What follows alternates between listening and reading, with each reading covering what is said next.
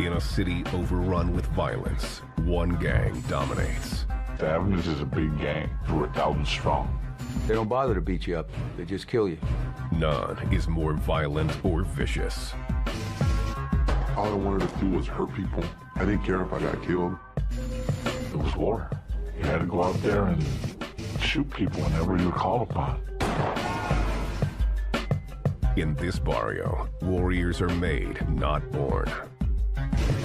These kids in these neighborhoods don't grow up worshiping football stars. They grow up wanting to be gangsters.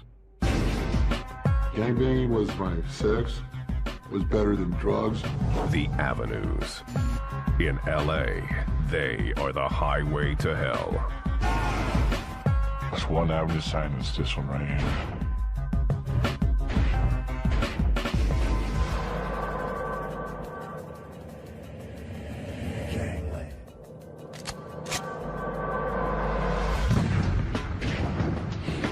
Los Angeles, the city of angels. From its white sand beaches to its majestic vistas and Hollywood, it embodies the California dream. But it's also the gang capital of the world, a refuge for more than 150,000 gangbangers. 3 miles northeast of downtown lies Highland Park, one of the oldest areas in the city. This predominantly Hispanic hood is bordered by Eagle Rock, Cypress Park, the 110 freeway, and Glassell Park. Its rolling hills and tranquil family-style homes hide the area's violence. It looks nice, you know, the tree-lined little narrow streets look beautiful, but you also have one of the most dangerous gangs in all Los Angeles in those same tree-lined streets. Los Avenidas, the Avenues. 800 strong, they are the barrio's largest gang. They take their name from the numbered avenues that intersect Highland Park's main thoroughfare, Figueroa Street. Their turf stretches nearly 6 square miles. The Avenue's secretive ways and violent nature have wreaked havoc on their enemies, innocent citizens, even their own members. The gang is responsible for more than 100 murders in the last 2 decades alone. The LAPD's Northeast Division have one of the highest crime rates in the city. JR asked to have his identity altered.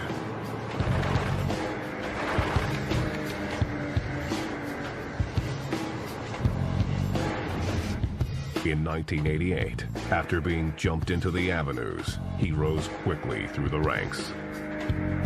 We had guys who knock you out in a heartbeat. The guys who will shoot you in a heartbeat. Only guys who would stab you in a heartbeat. Only guys that took care of business. JR was 15 years old when he and his group of friends killed for the first time. 3 of us went for a walk to the store, and on the way back we ran into this guy that was preaching to us. He was all drunk and saying stuff, and we told him to get lost, and he threw a sign at us. We went back and we beat him, stabbed him to death. He and his friends were never arrested for the murder.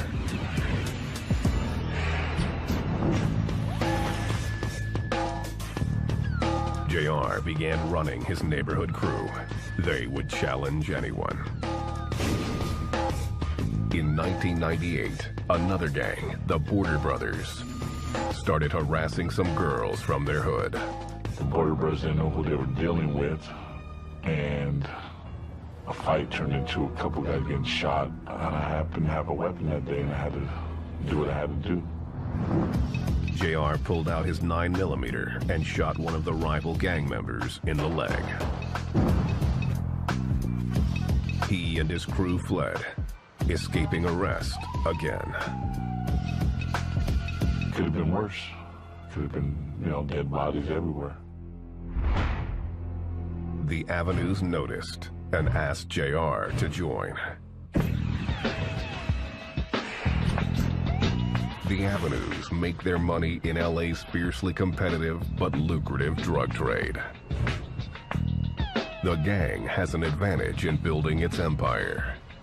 Their maze-like territory is the key to their success. A lot of the streets there in that area and avenues lend themselves to narcotics dealing because they're dead-end streets.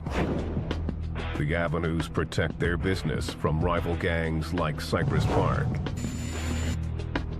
and the Border Brothers by any means necessary. You know, someone comes in, you gotta do what you gotta do. Whether it's gang members, whether it's somebody making a wrong turn, you gotta take care of business.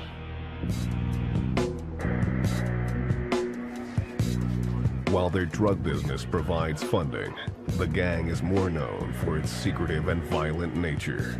Their specialties include brutal home invasions, robberies, and carjackings. There's a lot of activity going on all 24 hours. Anything illegal, we had our hands in it. Whether it was somebody doing fake credit cards, chipping phones, anything illegal. The Avenues' hardcore gangsters are idols for many kids. Those were our role models. Those are the ones that used to run the neighborhood back in those days. Those are the ones that used to do all the shootings. Those are the ones that did all the crazy stuff. You know? And everybody respected them. And I said, why can't I do that? Sleepy asked to have his identity concealed. He joined the Avenues when he was 10 years old, fulfilling his dream of becoming a gangster.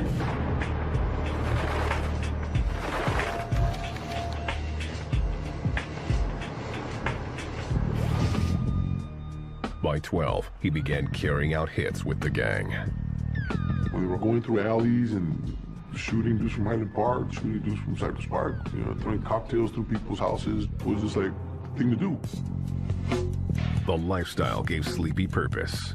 He became a loyal soldier, embracing the gang's violent and secretive culture. Gangbanging was better than drugs. There was no better rush than that. The Avenues were the love of my life. It didn't matter what time they called me, I'd be there. Avenues comes first, and that's who we were. The world JR and Sleepy joined was a bloody brotherhood with only 2 ways to the top. If you can make them some money, you're gonna move up quick. If you're a good murderer, if you kill people for them, you're gonna move up quick. Basically, make money or kill people. That's how you move up fast. Even innocent bystanders can fall prey to Los Avenidas.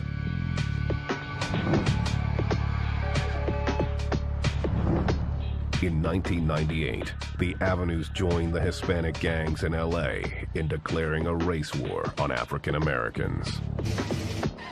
Their goal was to reduce Highland Park's black population. There's 500 Hispanic gang operating in Los Angeles, but the Avenues were one of the ones in particular that took this hate message to heart and then began attacking African Americans on the street. The Avenues went on a killing spree, callously murdering 3 black men who were in their neighborhood. The Avenues felt so comfortable in their own community, they didn't wait for the cover of darkness to commit some of their crimes. They did it in broad daylight. You come into Avenues territory, which has always been our stronghold. When it ensues, it's violence. You know, people are gonna get murdered. A white sugarcoat, you know. There's one, whether he's selling drugs or not, just he's black. The bloodshed was fueled not only by racial hatred, but by the battle for lucrative drug turf.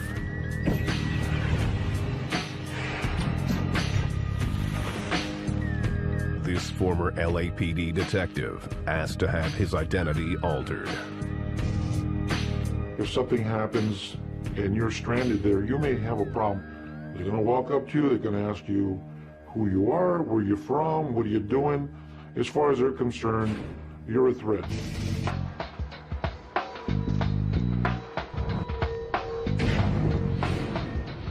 September 17th, 1995, 2 a.m. 25-year-old Timothy Stone left a barbecue in Glassell Park with his girlfriend, her brother, and 2 children. They started towards their Cypress Park home. While driving, Stone tried to take a shortcut and turned onto a narrow, winding road that came to a dead end. Locals knew the street as the Avenue of the Assassins. As Stone neared the dead end, he found 20 Avenues who just happened to be waiting to ambush a rival. There was a Cypress Park gang. Previous that day had been driving through there shooting at the guys. So they were out there with their guns waiting just in case they came back. Stone tried to turn around, only to find himself trapped. Gang members blocked his exit with garbage cans and other debris.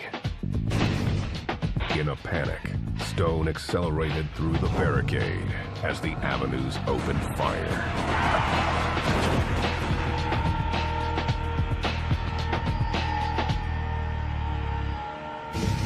No matter what time of day it is, somebody's on a mission out there driving around to find somebody to kill.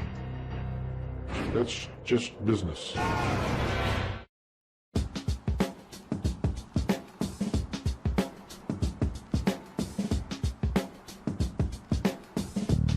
Los Angeles. A sprawling city of nearly 4 million, filled with expressways, palm trees, and strip malls.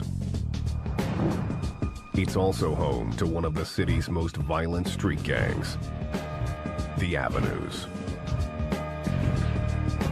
They put fear into the neighborhood, fear into the youngsters. They demand respect, so they get it. That respect is well earned. The Avenues have been representing in LA for more than half a century. Their origins trace to the 1940s Zoot Suit era. The gang started when local Hispanic youth formed a club to protect themselves. They were mostly peaceful until the 1960s, when heroin flooded the streets. The Avenues became part of the lucrative drug trade and grew increasingly violent. As they grew up and they started going to juvenile hall, going to county jail, going to prison, they graduated to a higher level of criminal activity. They started to develop that commitment to the gang and the business of the gang. The gang's older members began returning from the Vietnam War. They came back with deadly skills and unique insight into America's booming illegal drug trade. The Avenues began putting that knowledge to use when a rival gang, Cypress Park, formed nearby in 1969. The 2 gangs went to war over lucrative drug turf as narcotic sales exploded. They turned even more deadly in the 1980s when crack hit the streets. The AKs came in, the AR-15s. As the 80s progressed, it was gangbanging. Shootings were everyday occurrence.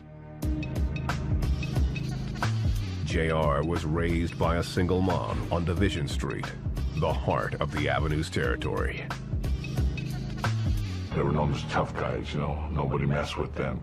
That was the intriguing part of it. He was exposed to the reality of gang life on the playground. A neighbor's father, who was a gang member, took us to a park, and they were playing football. And a rival gang, Cypress Park, came by and shot off the freeway and shot into the football game. 2 guys ended up getting killed. To protect themselves, JR and his boys decided to form their own gang. They developed ruthless reputations. We were called the Insane Ones. We were known for fighting. It wasn't long before the Avenues noticed. They approached us and said, hey, it's the Avenues, either join us or break up. we did the smart thing and joined.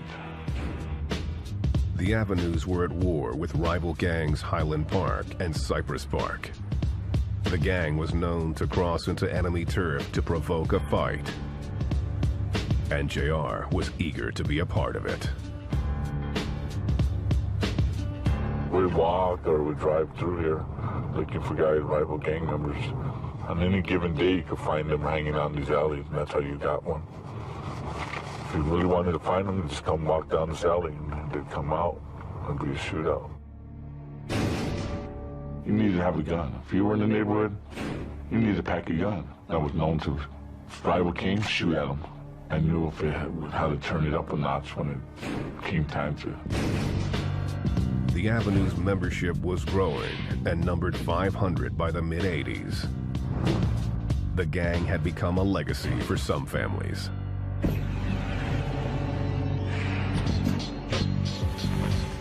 Sleepy, one of 7 brothers and sisters, grew up in Glasell Park, a gang stronghold in northeast LA. He was 9 years old when his older brother, an Avenue, was shot by a rival gang member. I seen an ambulance parked down the street, and I was like, the hell? I knew whose house it was at, because that was my brother's girlfriend's house. And I said, what happened? What's going on? Your brother just got shot. Sleepy's immediate thought was for revenge. I lost it. I just lost it. I just ran, yelling out, Avenues, Avenues. Sleepy's brother survived, but a year later was shot and wounded a second time. He cheated death again, but Sleepy couldn't let it go. He committed to the Avenues for life. Yeah, if it's worth him dying for this neighborhood, then it's worth it to me. You know? That's my brother, and I can't let him go out like that by himself. His brother made sure it wasn't a traditional jump-in. Well, he beat us up for, I'd say, about a good minute. I mean, just beat us up. Like we were getting beat up by somebody, that we didn't even know. And then he got a BB gun. Hey, I'll never forget this. He goes, this is what it's going to feel like almost when you guys get shot. So right there, he shot us. And I was like, well, man, it hurt me, it really did. It didn't take long for the reality of gang life to take hold. In 1984, while driving his car through the neighborhood, Sleepy threw out the Avenue sign to a group of rivals standing on a street corner. I seen those guys, and I started throwing the A at them, I didn't think they were going to get in the car and chase me. Moments later, he stopped at a red light, only to find he was blocked in by 3 other cars. So all I remember is this guy coming out, from the window, from the passenger, and he goes, Cypress Park. And I go, Cypress Park. This is the Avenues, man. And he started shooting at me. So I just put my hand over my head, I went like this, and I went down. He felt the bullet hit my hand, but that hit me in the head. Sleepy walked away with a scar and a new thirst for blood. There was no stopping me. I wanted to die. I didn't care.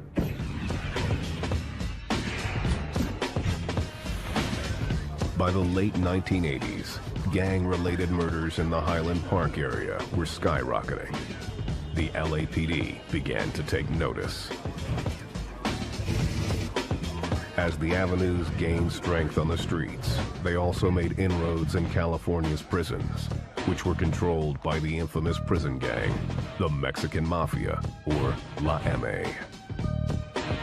La M.A. is an elite alliance of 50,000 Hispanic members. The coalition is controlled by a board of the highest-ranking leaders, known as carnals.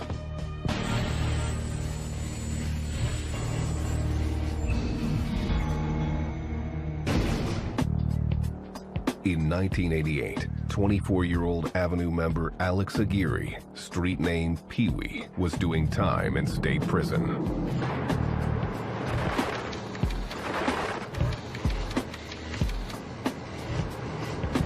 Alex comes from a family of Mexican Mafia members, associates, and drug dealers. He was schooled at a very early age on how to be a drug dealer. It paid off. On the inside, Pee-wee fought his way to the top of La M.A. Of the nearly 50,000 soldiers working for the Mafia, Aguirre was one of only 300 made men, or carnals. For these exclusive members, power is nearly limitless. Their word can mean the difference between life and death.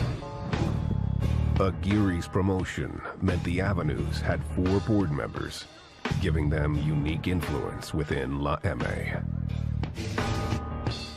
The Avenues were at the top of the food chain. They have much closer ties than the average Hispanic street gang to the Mexican Mafia. They sort of see themselves as a cut above the average sort of gangbanger street gang. At the upper echelons of the Avenues street gang, you can't tell where the Avenues leaves off and the Mafia begins. It's so integrated. It's one continuous line from the lowliest street soldier all the way up to the made members of the Mafia. In 1989, Aguirre was paroled. With his La M.A. connections, he assumed leadership of the Avenues.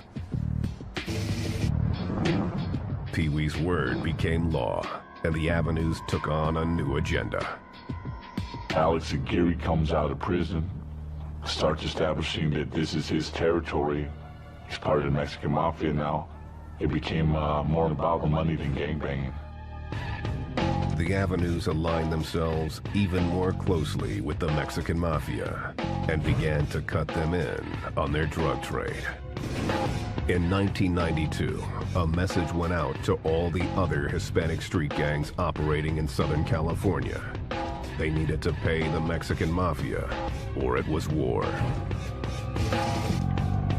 With the Avenues leading the way, most of the gangs complied, agreeing to kick drug money to La M.A. It really wasn't until that major policy initiative in the early 90s where you actually saw a two-way connection, where the street gangs identified heavily with the Mexican Mafia, and the Mexican Mafia, in turn, had control on these street gangs. The Avenues began to turn L.A. into the crack capital of America. This is one of the spots I used to come pick up money for Alex and for our crew. Aguirre appointed crew leaders to collect from dealers. JR became one of the chosen. Me, about 3-4 guys, drive up, go to the back. The big guys were right here. His little gang members hanging out right here, keeping point. I go back to get the money and get on. If they didn't pay, we'd shut them down. We'd take their drugs, their money, assault them. There's plenty of times I pulled out my gun just to show that I was packing a gun, show them I had something with me.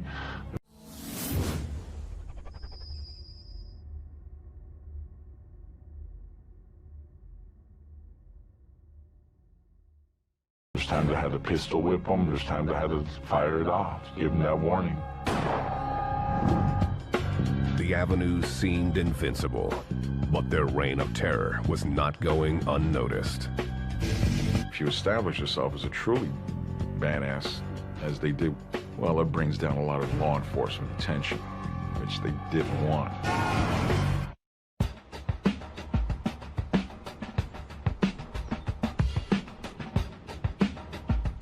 Los Avenidas. In LA, they control Highland Park with an iron fist. Here, on the winding dead-end streets, this narrow 3-block strip stands out as the most violent. Drew Street. This is Drew Street, one of the most notorious parts of Los Angeles. This place was a 24-hour drug mart. Gas meter readers wouldn't come here. The only reason we're able to be here at all is because about 4 months ago, the police and federal law enforcement officers did this massive raid on this street. We could never film an interview right here on this street where I'm standing right now. Prior to the bust, a lucrative drug trade thrived in the crowded apartment complexes. This is where all the money was made. This is where any given day, especially on the weekend, you'd find 50 to 60 drug dealers hanging on the street. It'd be like a drive-through at a McDonald's or something on a busy day. Homeboys keeping watch with their guns from the apartment buildings. You have limos coming through, you have Mercedes coming through, you have all kinds of different kind of people from different, sides of the city. This tree-lined street is a perfect hideout for gangsters. If you look up to the north here, you can see how the apartments form almost a fortress. And you can kind of observe who's coming from a variety of important points around the area. What happens is once the cops are coming through, everyone starts yelling and everyone runs like cockroaches. They run back to the apartments and hide, stash their dope. If 1 or 2 gets caught, they're gone. 3, 4 come out. That's how it works. It never stops.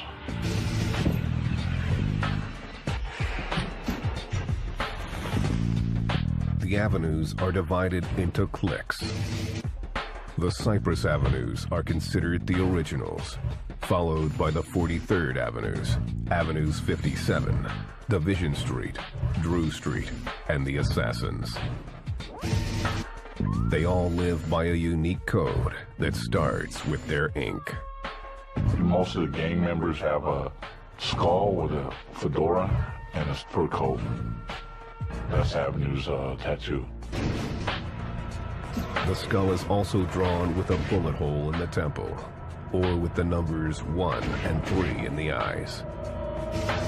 The number 13 represents the 13th letter of the alphabet, M. It's a nod to the Mexican Mafia, La M.A. The avenues fly the color blue, like most Hispanic gangs in L.A. And they represent by sporting Dodgers gear. They like to wear the L.A. Dodgers hat because the symbol is L.A. And L.A. can also stand for Los Avenidas. The code of conduct isn't just about the avenue's pride. The gang's members are expected to make money running drugs. Disobeying authority or skimming drugs is punishable by thrashings they call beatdowns. Senior gang members frequently dole them out at secret weekly meetings in 57th Park. And we usually had our Sunday meetings right here at the park. Would be about 100, 150 of us right here. Whoever needed to be regulated or checked, take them down here for a beat down. Sometimes it turned out worse. Sometimes it turned into a stabbing, sometimes it would be a shooting. Major offenses, such as falsely claiming to be an avenue, can result in death. One day this guy shows up here with the Avenue skull tattooed on him and he wasn't even jumped in. So the homie decided that he needed to be taught a lesson.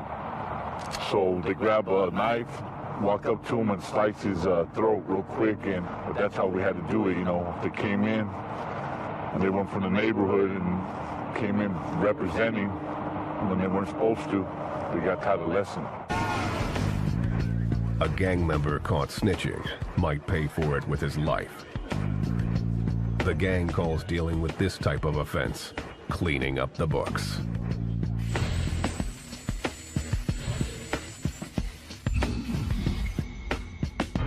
Clean up the books. That means it's got to get rid of the deadwood. It's got to get rid of snitches. It's got to get rid of people who aren't productive. When we cleaned our own books, it was usually, say a guy from the Avenues was in prison and he messed up. He went protected custody for some reason. So when he came home, we'd clean him up. We'd have to take care of our own homeboy, which usually meant murder. We'd keep it clean.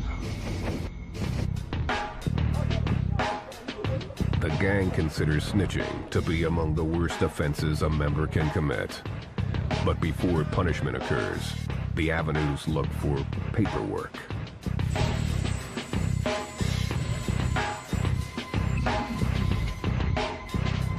Paperwork is any proof by either a court document or an interview or any kind of written proof. And vengeance can happen quickly when gang members least expect it. If you're a relatively unsophisticated gang member, you don't know about all these rules. You go to court, those transcripts work their way up the prison system to get to the shot callers, and the next time he comes into custody, he's a dead man.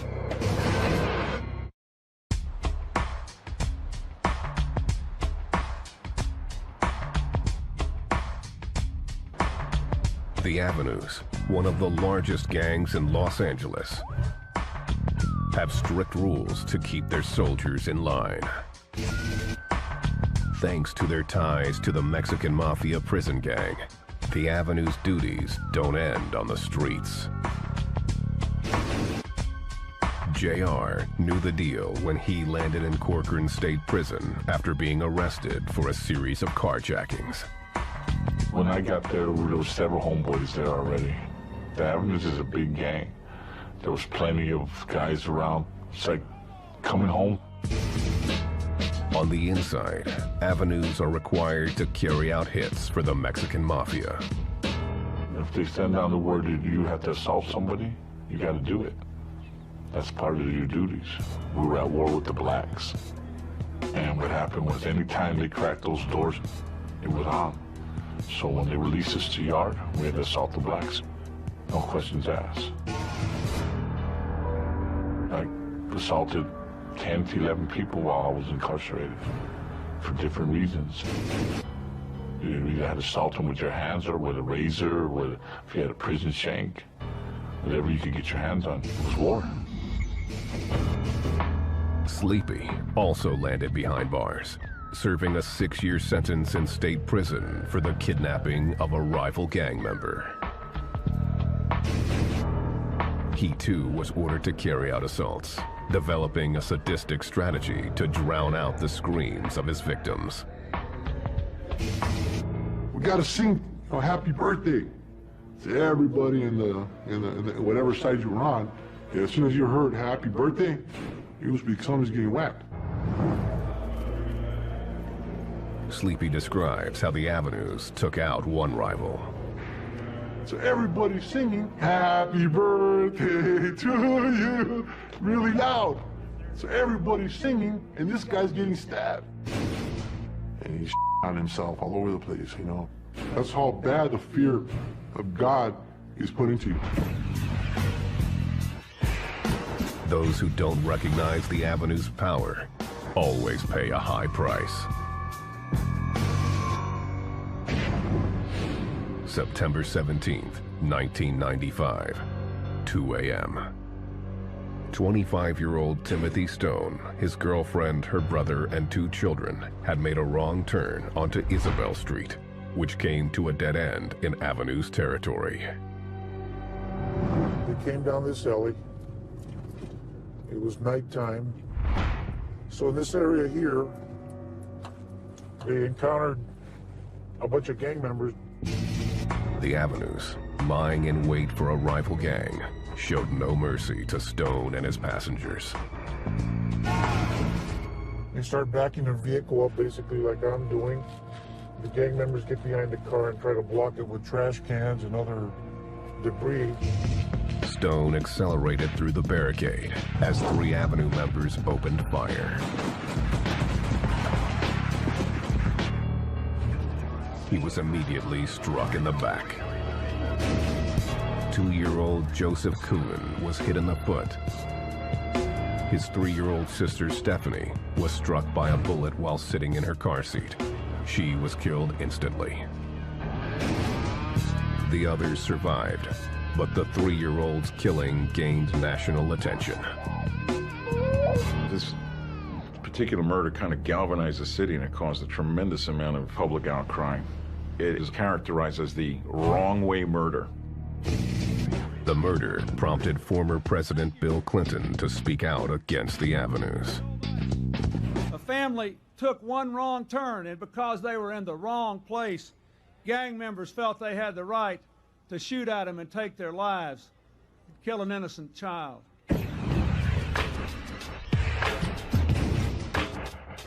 3 members of the Avenues were convicted of first-degree murder and sentenced to life in prison. The senseless killing made the gang among LA's most infamous. Prior to that, virtually nobody in Los Angeles had heard of the Avenue Street Gang. It brought the Avenues to nationwide attention, and they kind of got a charge out of it. By now, the Avenue's membership was more than 1,000. The LAPD began targeting the gang with a vengeance. And their leader, 31-year-old Alex Aguirre, a.k.a. Pee-wee, was on top of their most wanted list. Aguirre, a made man, was arrested for parole violation. He was then indicted in a federal RICO case aimed at dismantling the Mexican mafia. Aguirre was one of 22 high-ranking members brought to trial. The indictment charged Aguirre with involvement in 7 murders and 6 other attempted murders. He was convicted and sentenced to life in prison. But before he left the streets, Aguirre named an unlikely successor. His 14-year-old brother, Richard Little Pee-wee Aguirre.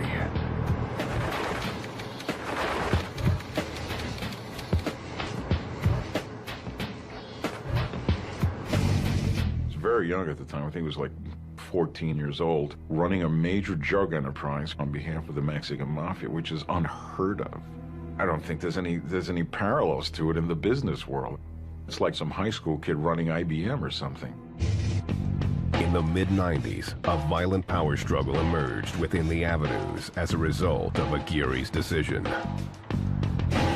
Some of the older guys didn't really like Richie and his new group of guys he had. The younger guys kind of took charge.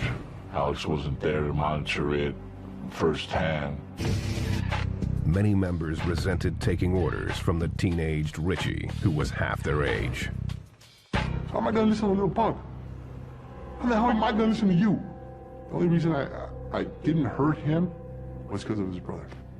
Because either way, if you hurt him, it's his brother. Blood is blood. Little Pee-wee knew he had to gain the gang's respect, and there was only one way to do it. Little Richie took the initiative and stepped it up. He tried to prove himself right away. We would see little Richard Aguirre come out and ride his bicycle up and down the street like a normal kid his age. But in fact, we'd know that he would also be on the phone, cell phone, ordering murder, drug dealing, and all these other functions that Mexican mafia shot callers would order. In his first year in power, Richie orchestrated 3 brutal murders. First, a fellow Avenue member, Joseph Torres, was gunned down for collecting taxes in an area once run by the Aguirres. Next, a reputed drug dealer was killed for refusing to pay drug taxes. Then, rival gang member Raul Rodriguez was shot and killed for snitching on an avenue. The brazen hits got Little Pee-wee noticed by police. I think those 3 homicides were indications of a certain level of immaturity. There were people who could have done a much better job of maintaining the business of Avenues without attracting that level of attention. Authorities began building a painstaking case against Richie by gathering evidence from some unlikely sources.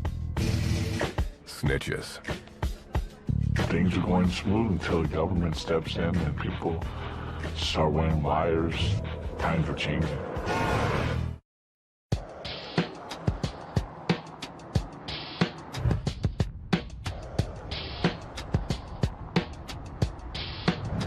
The Avenues are one of LA's most notoriously violent gangs.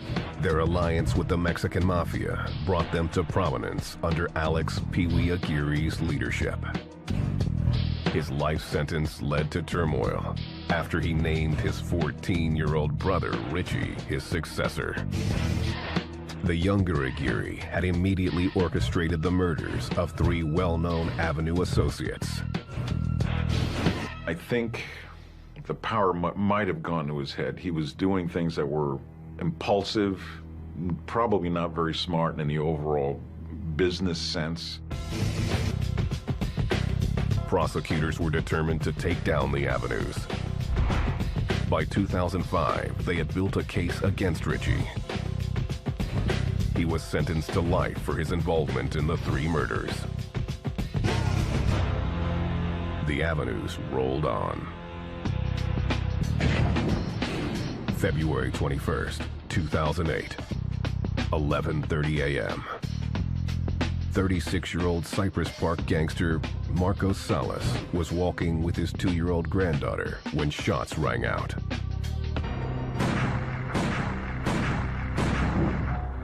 The Avenues, they did a drive-by on him, they shot him, killed him. Fortunately, they missed the little girl. Within minutes, police caught up with the gunman near Drew Street. 2 Avenues exited the car and opened fire on the officers with an AK-47 and a handgun. After an intense firefight, one of the gang members lay dead, the other severely wounded. It was the final straw for federal investigators who had been working closely with local police for months. The city, in conjunction with the LAPD, finally made the decision to clean out Drew Street. In June, more than 500 law enforcement agents descended on the Avenues in the largest gang takedown in recent memory. They arrested 46 people, 28 of whom had been named in a federal RICO indictment against the gang. The massive raid has sent the secretive Avenues into hiding, but their lucrative drug operation seems to be unaffected. Every time somebody gets locked up, 10 more step up to the plate. Thing is that there's kids in elementary school waiting to join the Avenues. They haven't slowed down, in my opinion. The Avenues is an inheritance passed down from generation to generation with honor. The Avenues especially is a generational gang. We see grandfathers, fathers and sons who have been members of that street gang. And that's what perpetuates it. It's going to continue to go as long as that's accepted behavior in that community. A lot of these kids in Avenues and in other gangs are like cult members. That's their entire world. That's all they know. And every other possibility of an alternative lifestyle is blocked. Some have decided to get out while they can. JR had a son and began to question his loyalty to the gang after 20 years of banging for the Avenues. I was done. Just tired of the lifestyle. I didn't want to put my family through it no more. There's no way you could raise a kid decent. Eventually you go to jail, or eventually you expose your kid to that lifestyle. And it's a no-brainer for me, JR left the gang, but it wasn't with the Avenues' blessing. He now has a price on his head for turning his back. Big adjustments in life. It changed, 20 years of living like that. You always got to worry about your enemy coming. Sleepy's wake-up call was a friend's life sentence to prison. He told me, "Are you gonna make the same mistake I made?" I go, "What is that?" And he goes, "I never got to see my daughter grow up. I went to the joint, I missed all her childhood." So I said, I gotta change. Sleepy left the Avenues against the gang's wishes. He's now a marked man. My wife asked me, "Why always look around?" I think that's instinct, because that's always gonna be a part of me. Always. That's what's kept me alive.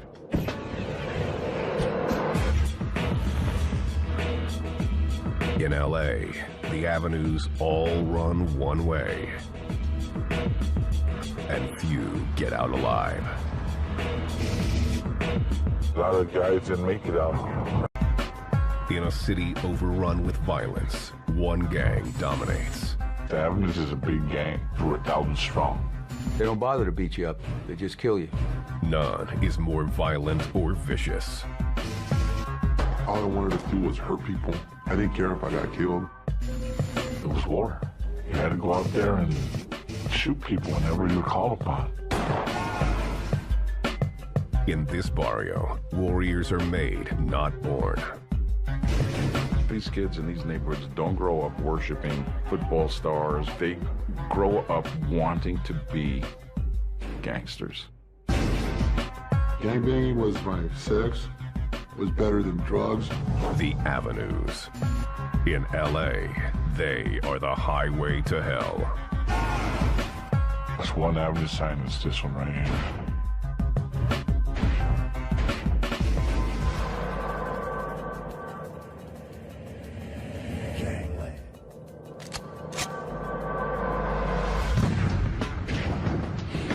Los Angeles. The city of angels.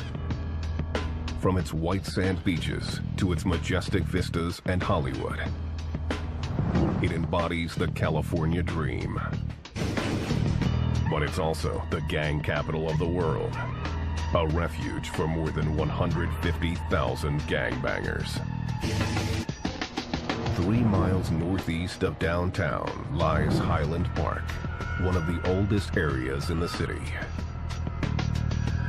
This predominantly Hispanic hood is bordered by Eagle Rock, Cypress Park, the 110 freeway, and Glassell Park. Its rolling hills and tranquil family-style homes hide the area's violence. It looks nice, you know, the tree-lined little narrow streets look beautiful, but you also have one of the most dangerous gangs in all Los Angeles in those same tree-lined streets. Los Avenidas, the Avenues. 800 strong, they are the barrio's largest gang. They take their name from the numbered avenues that intersect Highland Park's main thoroughfare, Figueroa Street. Their turf stretches nearly 6 square miles. The Avenue's secretive ways and violent nature have wreaked havoc on their enemies, innocent citizens, even their own members. The gang is responsible for more than 100 murders in the last 2 decades alone. The LAPD's Northeast Division had one of the highest crime rates in the city. JR asked to have his identity altered.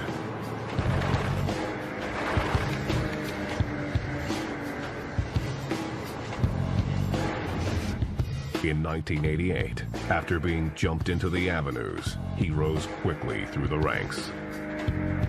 We had guys who knock you out in a heartbeat. We had guys who will shoot you in a heartbeat. We had guys who would stab you in a heartbeat. We had guys that took care of business. JR was 15 years old when he and his group of friends killed for the first time. A few of us went for a walk to the store, and on the way back we ran into this guy that was preaching to us. He was all drunk and saying stuff, and we told him to get lost, and he threw a sign at us. We went back and we beat him, stabbed him to death. He and his friends were never arrested for the murder.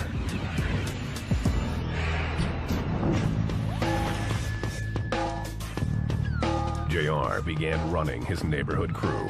They would challenge anyone. In 1998, another gang, the Border Brothers, started harassing some girls from their hood. The Border Brothers didn't know who they were dealing with.